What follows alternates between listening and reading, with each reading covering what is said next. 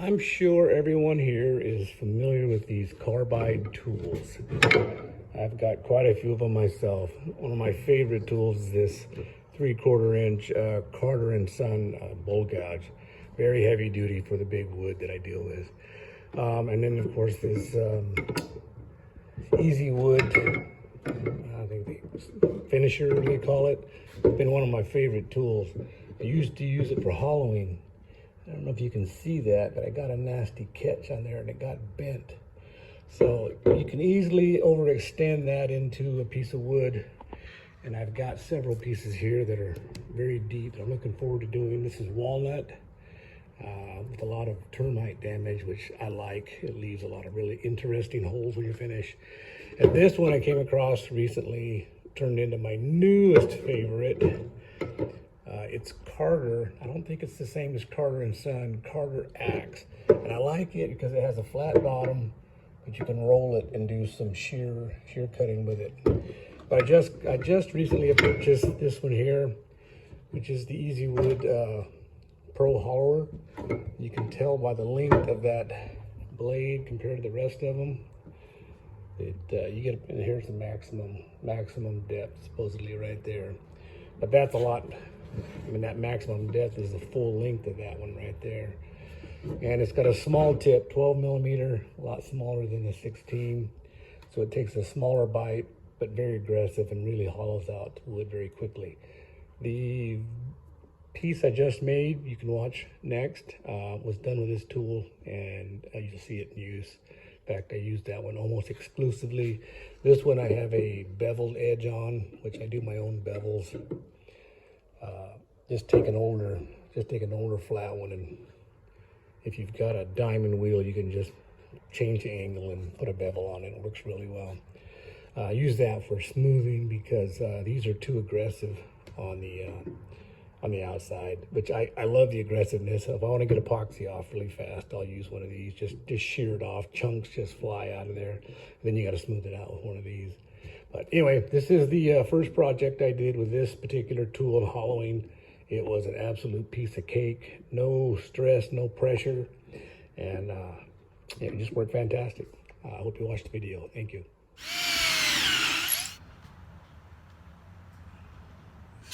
Start with some blue, pretty blue stuff. Let's see what happens.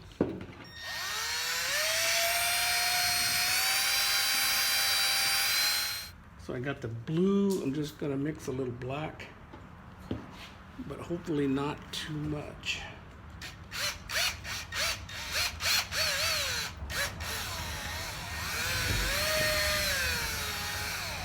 So my idea is to have blue with black streaks through it. Let's hope it works. I didn't mention it at the beginning, but this is another Manzanita burl that I have found on a beach. I have a pretty good collection of these. I probably will make quite a few of these this summer, as I have quite a few in my collection. So please be patient. I hope you enjoy these, and appreciate you watching the videos.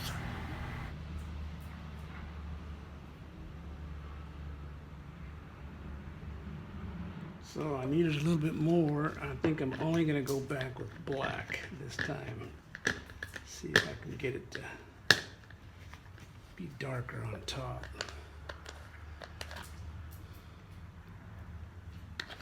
That ought to do. A little splat here, a little splat there.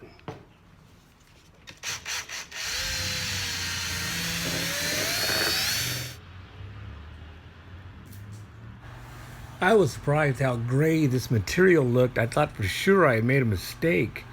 Then I realized it was probably just mixed with the air bubbles, turned black to gray. In the end, it looked pretty black, but it kind of fooled me there for a little bit.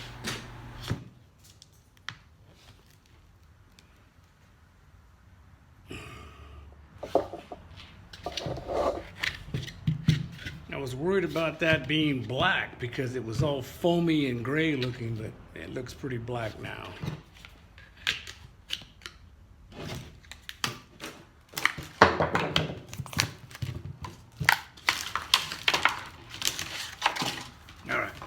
looks like it got some blue down in there and very dark on top. Let's see how that goes.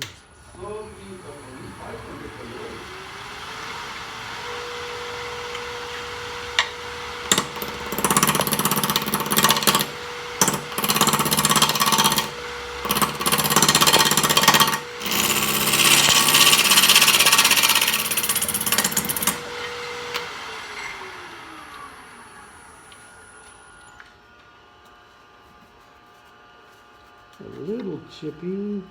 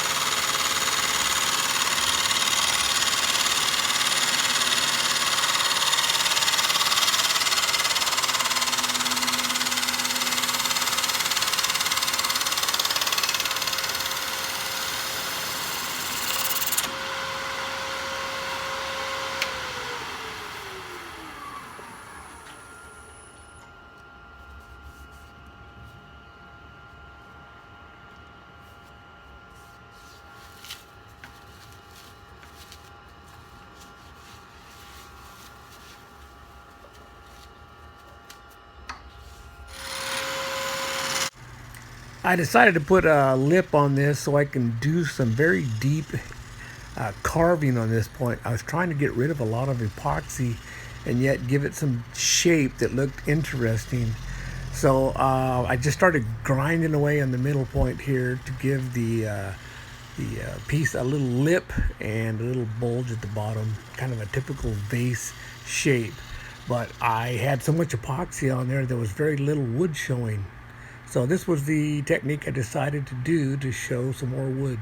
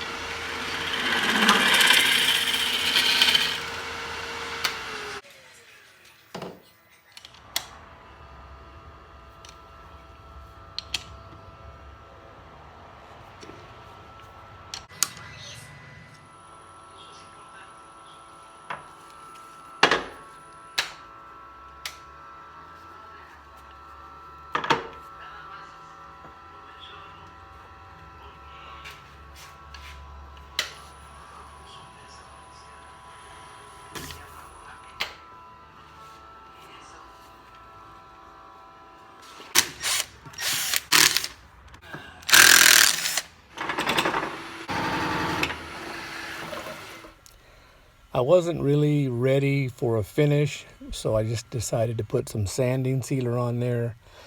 I kind of wipe it off just to put a light coating on it to see what it looks like, and to get ready for the finishing the hollowing before I actually go and finish the whole project. This is the Pro Hollower that I mentioned in the beginning of this video. For a handheld hollowing tool, this works fantastic. Because of the small point, the catches are less likely, yet it's still very aggressive and removes a lot of material when you need it to get removed.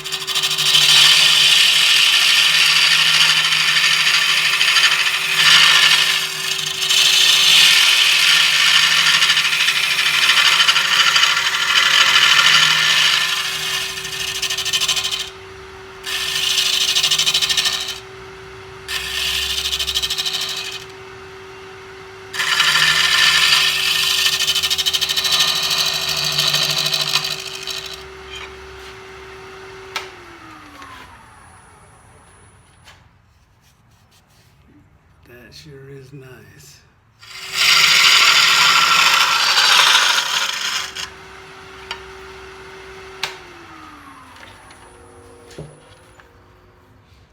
That thing makes short work of that.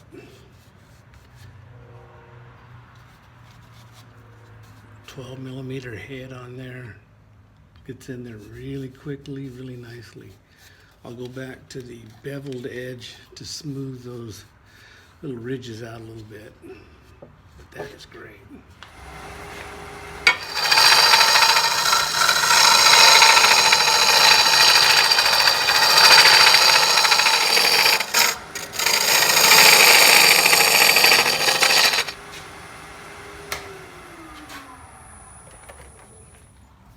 If I didn't say it before, I am really, really liking this thing.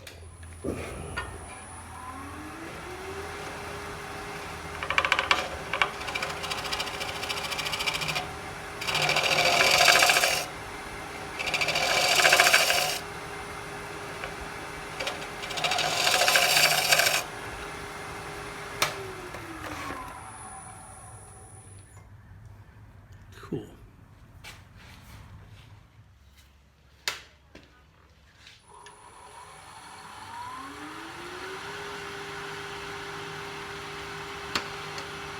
Going back with a beveled edge to smooth it out.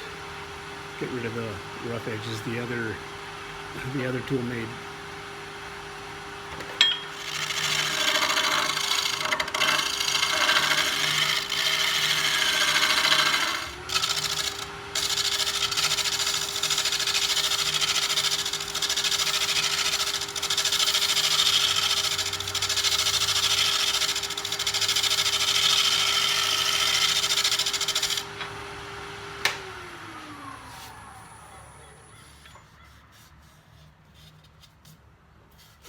All right, there we go.